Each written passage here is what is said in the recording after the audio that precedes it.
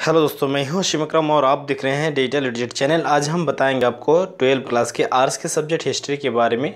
ये important question जो ये है आपको सेट 3 ये पहले हम एक बार दे चुके हैं, लेकिन इसका इसी सेट का आज हम आंसर देने वाले हैं। तो सबसे पहले जो स्टूडेंट फर्स्ट टाइम अगर इस वीडियो को देखेंगे तो उसके लिए ये वीडियो है, क्योंकि क्वेश्चन जब तक आपको समझ में नहीं आएगा या क्वेश्चन जब तक आप पढ़ नहीं पाएंगे तो फिर आपको आंसर मतलब समझ में नहीं आएगा। इसलिए इस चीज़ को एक बार हम आपको रिपीट करवा रहे हैं, यानी इस चीज़ को एक बार आप देख लीजिए वीडियो को प्ले पॉज करके, उसके बाद फिर हम आंसर में जाएंगे। तो ये वीडियो थोड़ा सा नॉलेजेबल है और इम्पोर्टेंट क्वेश्चन है जो 2021 में जो एग्ज़ाम होंगे उनके लिए काफ़ी इम्पोर्टेंट साबितगार होंगे, और जो स्टूडेंट खास करके तैयारी करना चाहते हैं उनके लिए ये वीडियो काफ़ी इम्पोर्टेंट है। तो आप वीडियो में लास्ट तक बने रहिए और अब हम शुरू करते हैं इसका आंसर। तो यहाँ पे देखिए पहला क्वेश्चन जो आपका था, यहाँ पे था मोहनजोदाड़ो का उत्खनन क्या था। मोहनजोदाड़ो का जो उत्खनन था आर.डी. बनर्जी ने। वेदों की संख्या कितनी है? वेदों की संख्या 4 है। उसके बाद यहाँ पे नेक्स्ट क्वेश्चन है महावीर जैन का जन्म कहाँ हुआ था, यानी कहाँ हुआ था? तो वैशाली में, जो बिहार में स्थित है। बुद्ध चरित्रों की रचना किसने की? बुद्ध चरित्र की रचना जो की थी वो था अशोधोस। उसके बाद गुप्त राजवंश के शासक को भारत का नेपोलियन कहा जाता है, यानी किस शासक को? तो यहाँ पे समुद्रगुप्त शासक को। कबीर किसके शिष्य थे? कबीर किसका शिष्य था? तो रामानुज का शिष्य था। प्रसिद्ध विरूपाक्ष मंदिर कहाँ स्थित है? तो ये है आपका बेलूर में। उसके बाद अरंग अवस्था संबंधित था, तो विजयनगर साम्राज्य से। भारत में सुएल ए कुल की नीति का प्रतिपादन किसने क्या था, यानी क्या? तो अकबर ने। मुगल प्रशासन के प्रशांत को किस नाम से जाना जाता है? तो सूबा। यानी किसको बंगाल और बिहार में स्थायी बंदोबस्त शुरू करने का श्रेय दिया जाता है? तो लॉर्ड कॉर्नवालिस। ठीक है। 1897 के विद्रोह का नेतृत्व लखनऊ से किया गया था, यानी लखनऊ से जो किया था वो कौन किया था? तो बेगम हजरत महल ने किया था। भारतीय राष्ट्रीय कांग्रेस की स्थापना किस वर्ष की गई थी? तो 1885 ईस्वी में। महात्मा गांधी के राजनीतिक गुरु कौन थे? तो गोपाल कृष्ण गोखले। ठीक है। तो ये था आपका महात्मा गांधी के राजनीतिक गुरु। निम्नलिखित में से कौन एक आंदोलन डंडी मार्च से शुरू हुआ? तो सविनय अवज्ञा आंदोलन जो है वो डंडी मार्च से शुरू हुआ था। तो ये था आपका 15 ऑब्जेक्टिव क्वेश्चन। अब इसके बाद हम जो है अब ग्रुप बी के बारे में बात करेंगे, यानी टोटल आपको 30 क्वेश्चन के बारे में बात करेंगे। और जो स्टूडेंट फर्स्ट टाइम मेरे चैनल में जुड़ रहे हैं उससे हम यही चीज़ बताएंगे कि अगर इसका आपको PDF लेना है या PDF परचेस करना है, परचेस तो नहीं, अगर PDF लेना है तो हम मेरे साथ व्हाट्सएप ग्रुप में आपको जोड़ना होगा।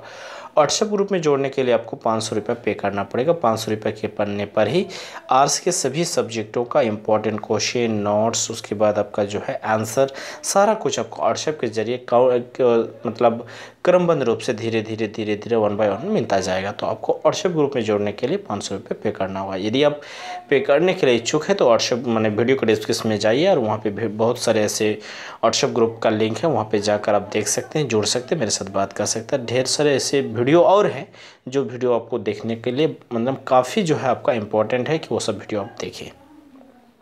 अब यहाँ से हम शुरू करेंगे क्वेश्चन संख्या 16 से, यानी अशोक के अभिलेख में आए 2 लिपियों का वर्णन करें। तो ब्राह्मी लिपि और ग्रीक लिपि। जर्मनी से आप क्या समझते हैं? ठीक है, जिम्मी जिसको कहते हैं, सॉरी जिम्मी से आप क्या समझते हैं? जिम्मी शब्दों का अर्थ जो है संरक्षित श्रेणी के लोगों से हैं। जिम्मी वे लोग थे जो उद्घात धर्मों ग्रंथों का मानने वाले थे, ठीक, जैसे इस्लाम शासक के क्षेत्रों में रहने वाले यहूदी और ईसाई। 1897 के विद्रोह में मुख्य भूमिका निभाने वाले 4 पुरुषों का नाम लिखे। तो यहाँ पे मंगल पांडे, उसके बाद नाना साहब, तन्न गोपी, कुमार सिंह, तो इस तरह करके थे। हड़प्पा सभ्यता के प्रमुख स्रोत यानी स्थलों का वर्णन करें। यहाँ पे हड़प्पा स्रोत का ये किया गया है, वर्णन किया गया है।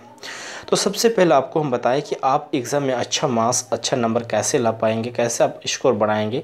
इस चीज़ के लिए थोड़ा सा आपको हम ट्रिक बताएंगे इसी वीडियो में। देखिए सबसे पहले आपको क्या करना होगा, 2 चीज़ को ध्यान में रखना होगा जब भी बोर्ड एग्ज़ाम में आप लिखने जाएंगे, क्योंकि आर्ट्स के सब्जेक्ट में सभी क्वेश्चन को याद करना, सभी सवालों को एकदम मतलब लाइन बाय लाइन याद नहीं कर पाइएगा। तो सबसे पहले आपको क्या करना होगा, 2 चीज़ पर ध्यान रखना होगा। आपकी लिखावट को सजावट करने की एक विधि, यानी आप अपने लिखावट को किस विधि से सजावट कर पाएंगे, बेहतर ढंग से लिख पाएंगे, उस चीज़ के ऊपर आपको ध्यान रखना पड़ेगा। दूसरा बात यहाँ पे है कि आपको जो है टाइम मेंटेन रखना पड़ेगा, क्योंकि आपके पास जो होगा 3 घंटा ही टाइम होंगे। तो टाइम को बरकरार रखते हुए अपने एक्यूरेसी को, यानी आपकी जो कौशल है उस चीज़ को ठीक ठाक रखना पड़ेगा। तो सबसे पहले जो भी क्वेश्चन होंगे उन क्वेश्चनों को आप 1-2 बार करके जो आंसर हम दिए हैं इस आंसर को पढ़ लीजिए।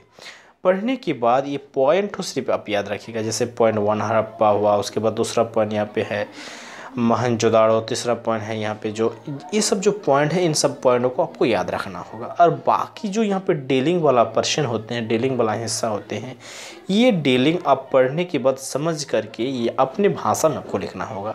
और इस चीज़ को आपको ध्यान रखना होगा, जितनी बार आप प्रैक्टिस करेंगे, जितनी बार आंसर लिखेंगे, ये लाइन आपको चेंज होना चाहिए। अगर चेंज आपसे नहीं हो रहा तो इसका अर्थ हो रहा आप इसको याद कर लें, याद करके ये पढ़ने पर नहीं होगा। और एग्ज़ाम के लिए खास करके हम बता दें कि कभी भी आप पॉइंट को नहीं लिखना नहीं भूलिएगा, हर क्वेश्चन के आंसर में पॉइंट लिखना आपको ज़रूरी है। 3 नंबर में जो क्वेश्चन के आंसर में 3 मार्क्स आपको मिलेंगे उसमें कम से कम आप 4 पॉइंट लिखिएगा। जो क्वेश्चन में आपको 5 नंबर मिलेगा उस क्वेश्चन में कम से कम पॉइंट 6 लिखिएगा। जिस क्वेश्चन में आपको 8 मार्क्स मिलेगा उस क्वेश्चन में कम से कम 9-10 पॉइंट आपको लिखना होगा, ठीक है। तभी जाकर क्या होगा, आपका जो है एग्ज़ाम में अच्छा नंबर आएगा। तो यही चीज़ हम आपको अब से ये करेंगे। और यहाँ पे जो भी पॉइंट है इस सब पॉइंट को पढ़ लीजिए, क्योंकि पॉइंट पूरा अगर टोटल हम अगर बताना जाएंगे तो पूरा वीडियो जो है लंबा हो जाएगा। तो कुछ ट्रिक्स हम आपको बताते जाएंगे और कुछ आंसर को हमको पढ़ के यहाँ पे सुनाएंगे। उन कारणों का उल्लेख कीजिए। 20 नंबर हम क्वेश्चन पढ़ रहे हैं, यहाँ पे आप देख सकते हैं। उन कारणों का उल्लेख कीजिए जिनके कारण 6ठी शताब्दी ईस्वी पूर्व मंगल सबसे शक्तिशाली महाजनपद बन गए थे, ठीक है, महाजनपद। तो यहाँ पे उन कारण को उल्लेख करें। जो यहाँ पे क्वेश्चन को पहले समझ लीजिए, जहाँ पे कितने शताब्दी में, 6ठी शताब्दी में, 6ठी शताब्दी ईस्वी पूर्व, माने ईस्वी से पूर्व में कहा जा रहा था। तो मुगल जो यहाँ पे था वो शक्तिशाली कैसे महान जनपद बन गए थे। तो यहाँ पे आपको कई कारण होंगे। तो 1 नंबर यहाँ पे प्राकृतिक संपदा, प्राकृतिक संपदा के बाद दूसरा होगा अनुकूलन स्थिति पर राजधानी। प्राकृतिक संपदा का अर्थ होता है, यहाँ पे आप अगर देखेंगे बढ़िया से, तो जिस राज्य में प्राकृतिक संपदा ज़्यादा है, प्राकृतिक संपदा, वो क्या होंगे राज्य या वही देश क्या होगा, आगे विकसित होगा। और उनका अगर सही इस्तेमाल कर पाएंगे तो जिस आदमी के ज़रिए होंगे वही क्या होंगे, वो दुनिया में जो है जनपद हो जाएंगे, जनता का प्रिय हो जाएंगे। और अनुकूल स्थान पर राजधानी, अगर देश के राजधानी होना चाहिए तो देश, मान लीजिए एक ऐसा देश है और उसकी राजधानी तो बीचों बीच होना चाहिए, तब क्या होगा कि सभी राज्यों से उसका जो है आदमी को आना जाना, उसके ये करना सब क्या होंगे, अच्छे होंगे। तो इसीलिए अनुकूल स्थिति पर राजधानी, ये पॉइंट भी है। 3 नंबर पॉइंट है सैनिक शक्ति। सैनिक शक्ति के ऊपर हमको बढ़िया से ध्यान रखना होगा। सैनिक शक्ति कहाँ पर ये होते हैं, सैनिक शक्ति में घोड़ा, ये सब जो भी चीज़ था उन सब चीज़ों का उसने इस्तेमाल किए थे बढ़िया से। उसके बाद उपजाऊ भूमि, भूमि के ऊपर भी ध्यान रखना होगा, कौन उपजाऊ भूमि होते हैं, कौन क्या होते हैं, ठीक है। तो इन सब पॉइंट को अगर आप पढ़ लेंगे, थोड़ा सा इस जो डीलिंग किया हुआ बात यहाँ पे है, इनको आप थोड़ा सा ध्यान लगा अगर देख लेंगे तो हम आशा करेंगे कि आपका जो है आंसर आप आराम से लिख पाएंगे। तो वीडियो को प्ले पॉज करके आप इसको लिख लीजिए। और अगर आपका इसको PDF लेने की इंटरेस्ट है तो आप मेरे साथ कांटेक्ट कर सकते हैं, बात कर सकते हैं। तो वीडियो को डिस्क्रिप्शन में लिंक दिया हुआ है, वहाँ से जाकर बात कर सकते हैं। नेक्स्ट क्वेश्चन यहाँ पे 21 नंबर जो है, मर्ज के नगर प्रशासन का विवरण प्रस्तुत करें। मर्ज जो नगर थे उनके जो प्रशासन था उनका जो है आपको विवरण प्रस्तुत करने को लिए कहा जा रहा है। तो मर्ज नगर के प्रशासन का विवरण निम्न प्रकार है। यहाँ पे निम्न प्रकार बोल के यहाँ पे ऐसे ही ये कर दिया गया है, लेकिन यहाँ पे पॉइंट टू पॉइंट करके इसको और थोड़ा सा नीचे खींचना था, ठीक है। अब यहाँ से शुरू होता है सेक्शन 2। सेक्शन 2 जो है ग्रुप सी का, इसमें क्वेश्चन है इब्न बतूबा कि बाज़ार कौन का वर्णन करें। यहाँ पे एक बाज़ार का नाम है, उनका वर्णन करने के लिए कहा जा रहा है। यह काफ़ी बड़ा है तो इसमें कुछ पॉइंट को लिख के यहाँ पे छोटा कर दिया गया है, ठीक है। कबीर के प्रमुख उपदेशों का वर्णन करें। कबीर जो थे उन्हें क्या क्या उपदेश दिया था। उपदेश का अर्थ होता है कुछ क्या क्या करने के लिए हम लोग को बोले थे, या उनका जो अनुसारी था, उनको जो कबीर को जो लोग मानते थे उनको क्या क्या सुझाव देते, उन्हीं को हम बोलते हैं कबीर की उपदेश। तो कबीर की यहाँ पे मुख्य उपदेश निम्न है। तो कबीर जो है एक ईश्वर के प्रवाह सार्थक थे। उनका कहना था कि ईश्वर एक है और उसे राम, रहीम, साई, साहिब, अल्लाह आदि अनेक नाम से पुकारा जाता है। तो वो अल्लाह जो है, ईश्वर जो है एक ही है, उसको आप किसी भी नाम से पुकार सकते हैं, पुकारते हैं, लेकिन वो अलग अलग नहीं है, उनका एक मानना था। कबीर ईश्वर को सर्वव्यापक एवं सर्वशक्तिमान तथा सर्वरूप मानते थे, यानी ईश्वर को सबसे व्यापक यानी सबसे बड़ा और उससे कोई शक्तिमान नहीं है, और उसका जो रूप है वो हमेशा हर जगह है, यही चीज़ वो मानते थे। तो इस तरह करके कुछ उसका ये है। तो इन पॉइंटों को आप देख लीजिए, देखने के बाद इसको आप थोड़ा सा डीलिंग करने के लिए इस चीज़ को समझ लीजिए। और आशा करेंगे कि जिस तरह यहाँ पे लिखा गया है, किताबी भाषा नहीं, एक लिखावट भाषा है, और इस भाषा से अगर आप थोड़ा सा ध्यान लगा के पढ़ेंगे, अगर हिंदी भाषी आप है, हिंदी को जानते हैं पढ़ना और हिंदी का मीनिंग, तो इजीली तरीक़ा से समझ में आ जाएगा। उसके बाद हम बात करेंगे यहाँ पे 24 नंबर क्वेश्चन का, मुग़ल अभिजात वर्गों के गठन स्वरूप और उसकी भूमिका का विवेचना करें। मुग़ल काल में जो था अभिजात वर्गों में, तो उन्हीं का यहाँ पे जिक्र किया गया है, थोड़ा सा छोटा सा करके। यहाँ से शुरू होता है सेक्शन सी। सेक्शन सी में 25 नंबर क्वेश्चन होते हैं, यहाँ से आपका शुरू होता है। 25 नंबर जो क्वेश्चन है, स्थायी व्यवस्था के गुण दोष की विवेचना करें। स्थायी बंदोबस्त जो होते हैं उनका गुण और दोष का विवेचना करना है। तो स्थायी बंदोबस्त के गुण यहाँ पे ये कर रहे हैं। तो गुण में पहला नंबर यहाँ पे पॉइंट यहीं से शुरू होगा, दूसरा नंबर यहाँ से शुरू हुआ, तीसरा नंबर शुरू हुआ यहाँ से, ठीक। तो इस तरह करके करते यहाँ पे लिखा गया है। उसके बाद यहाँ से शुरू हुआ कि स्थायी बंदोबस्त के यहाँ पे दोष में यहाँ से पहला नंबर, एक नंबर यहाँ से होगा, 2 नंबर यहाँ है, 3 नंबर पे नीचे होंगे। तो इस तरीका करके लिखाया गया है। तो इसको आप वीडियो को प्ले पॉज करके लिख सकते हैं, ठीक है। अब हम जाएंगे 26 नंबर क्वेश्चन। 1857 ईस्वी के विद्रोह के लिए डलहौजी कहाँ तक उत्तरदायी था। डलहौजी जो थे वो आपका 1857 में जो विद्रोह हुआ था उनके लिए कहाँ तक वो उत्तरदायी था, कहाँ तक वो जिम्मेदारी उसका था। तो वही चीज़ यहाँ पे लिखा गया है। जैसे यहाँ पे व्यापक गति राजनीति, धर्म निर्योग्यता अधिनियम, तो इस तरह करके यहाँ पे है। अंग्रेज अधिकार अवसर, ठीक है। ब्रिटिश सरकार की श्रेष्ठता, तो इस तरह करके यहाँ पे लिखा गया। ब्रिटिश कृषि नीति, तो यहाँ पे लिखा गया। उसके बाद 27 नंबर क्वेश्चन है, प्रमुख भारतीय व्यापारियों ने अपने आप को उपनिवेश नगरों में किस प्रकार स्थापित किए हैं। तो किस प्रकार उसने स्थापित किए हैं, ठीक है। यहाँ काफ़ी चीज़ को जो है लिखा गया है। 28 नंबर जो है, गोलमेज सम्मेलन को क्यों बुलाया गया था, ये क्यों विफल हुआ था। तो इसको हम गोलमेज सम्मेलन को तुरंत हमको आपको समझा देंगे, ठीक है। इसको पढ़ने के कोई ये नहीं है, अगर पढ़ेंगे तो वही चीज़ मिलेगा आपको। गोलमेज आंदोलन लगभग हम लोग बोल सकते हैं 1930 के करीब शुरू हुआ था। गोलमेज आंदोलन से पहले आपको एक चीज़ समझना होगा, हमारे देश में जो है गांधी जी के नेतृत्व में नामक यात्रा, डंडी यात्रा जिसको भी हम कहते हैं, तो वो एक आंदोलन छिड़ा गया था पूरे भारतवर्ष में। और उस भारतवर्ष का आंदोलन को अमेरिका मीडिया और आपका जो है यूरोपीय मीडिया, दोनों मीडिया ने उसको बढ़ चढ़कर उसको विस्तार किया था। लेकिन सबसे पहले अमेरिका मीडिया ने उसका कुछ निंदा किया था, लेकिन बाद में वो फिर ये किया था। पहले तो उसको मजाक उड़ा था, लेकिन उसके बाद में मान लिया गया था। उसके बाद ये एक गांधी जी का जो आंदोलन था, एक विश्व भर में एक बहुत बड़ा हंगामा मचा दिया था, जिसमें ब्रिटिश सरकार को, अंग्रेज सरकार को लगा था कि इंडिया में हम ज़्यादा दिन तक टिक नहीं पाएंगे, यहाँ तक ज़्यादा दिन तक हम शासन नहीं कर पाएंगे।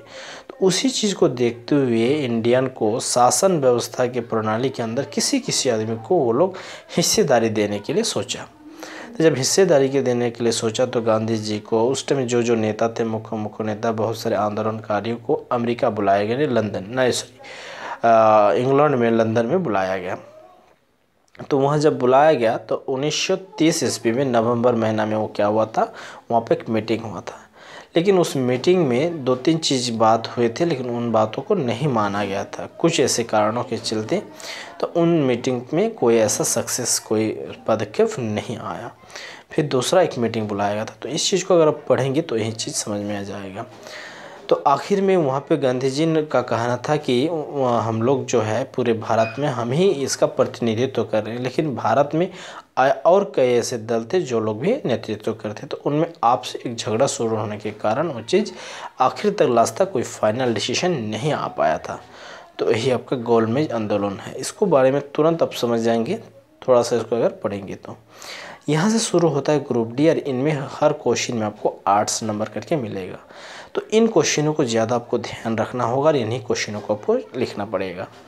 तो यहाँ पे बौद्ध धर्म के संख्यात्मक बुद्ध थे, उनका जन्म नेपाल के, या तो यहाँ पे ये चीज़ है, उनका कहना है यहाँ पे जो भी है बुद्ध जन्मों का जो यहाँ पे जीवनी था, वहाँ पे क्या क्या उसने सुझाव दिए थे, इन सब चीज़ों को यहाँ पे लिखा गया है। आशा करेंगे कि आप इनको देखेंगे और देखने के बाद ये करेंगे। महात्मा बुद्ध का पहला जो था मोक्ष प्राप्ति, उसके बाद यहाँ दूसरा था अहिंसा। ये एक बार आपको हम दूसरे इसके सेट में बता चुके हैं। उस सेट को सब कुछ एक ही होगा था लगभग। यहाँ पे आत्मा त्याग, उसके बाद ईश्वर में विश्वास। तो इस सब पॉइंट को आप देख लेंगे, पॉइंट को डीलिंग करने अपने से सीखिएगा। 1-2 बार पढ़ने के बाद ये पॉइंट अपने से डीलिंग कर पाइएगा। तो देखिएगा यहाँ पे लगभग 8 पॉइंट हम लिख के रखे हैं। 30 नंबर है मौर्य साम्राज्य के अध्ययन के प्रमुख स्रोत क्या क्या है। तो मौर्य जो हैं उनके अध्ययन का क्या क्या स्रोत हैं, तो ऐसे बहुत सारे होंगे, लेकिन यहाँ पे एक इंडिका बोल के एक ग्रंथ था जिसने इसने लिखा था, उसका नाम था यहाँ पे मेगास्थनीज, ठीक है। तो उसने उसके राजनीतिक शास्त्र, उसके समाज व्यवस्था, ठीक है, तो आचरण, बहुत कुछ उस ग्रंथों के मिलता है मौर्य साम्राज्य के जीवनी के बारे में, यानी इतिहास के बारे में। कौटिल्य का अर्थशास्त्र के माध्यम से हम जाने थे कि यहाँ के राजनीतिक या अर्थनीतिक क्या है, ठीक है। तो इस तरीके के कई बिंदु के जरिए हम लोग क्या कर सकते हैं, मौर्य साम्राज्य के बारे में जान सकते हैं। तो वही चीज़ यहाँ पे लिखा गया है। गांधी जी के नमक सत्याग्रहों के भारतीय राष्ट्रीय आंदोलन पर क्या प्रभाव पड़ा। तो ये काफ़ी प्रभाव पड़ा था, क्योंकि इसमें महिला भी बढ़ चढ़ कर हिस्सा लिए। तो ये चीज़ को हम एक बार डिस्कस किया आपसे कि उसमें एक बहुत बड़ा आंदोलन छिड़ा था, जिनमें काफ़ी जो है अमेरिका और यूरोप को मीडिया ने हेल्प भी किया था, यानी उस चीज़ को व्यापक बनाया गया था कि ये हो रहा है वहाँ पे। तो इसी तरीका करते करते वो एक बहुत बड़ा राष्ट्रीय आंदोलन बन गया था। तो हम आशा करेंगे कि यहाँ तक आपको 32 नंबर तक क्वेश्चन, 30 शायद 31 नंबर तक मिल गया। 32 नंबर में आपको 2 डायग्राम होंगे, उन डायग्रामों को आंसर लिखने के बाद ही आपको आंसर मिलेगा। तो हम आशा करेंगे कि ये वीडियो आपको काफ़ी हेल्प होगा, मददगार होंगे। और आपसे छोटा सा एक रिक्वेस्ट है कि वीडियो को लाइक कर लीजिएगा, और वीडियो के डिस्क्रिप्शन में और बहुत सारे वीडियो हैं जो आपके लिए बहुत इंपॉर्टेंट है। और इसके बाद नेक्स्ट क्लास जो है पॉलिटिकल साइंस का हम पहले सिलेबस देंगे, जैसे हिस्ट्री का पहले सिलेबस दिए हैं उसी तरह इसका सिलेबस देंगे पॉलिटिकल साइंस का। उसके बाद फिर पॉलिटिकल साइंस का कुछ ऑब्जेक्टिव क्वेश्चन आपको देंगे, फिर सिलेक्टेड क्वेश्चन देंगे, उसके बाद फिर 4 मॉडल सेट देंगे, फिर आंसर देंगे। तो इस तरह जो है क्रमबद्ध रूप से आपको धीरे धीरे सब कुछ मिलता जाएगा। और सब कुछ के लिए केवल से केवल मात्र 500 रुपये आपको पे करना होगा, उससे और एक्स्ट्रा कोई चार्ज नहीं लगेगा। तो हम आशा करेंगे कि आपको ये वीडियो जो है बहुत अच्छे लगे होंगे। और इस वीडियो में यहीं तक, फिर मिलते हैं नेक्स्ट वीडियो में। थैंक यू, धन्यवाद।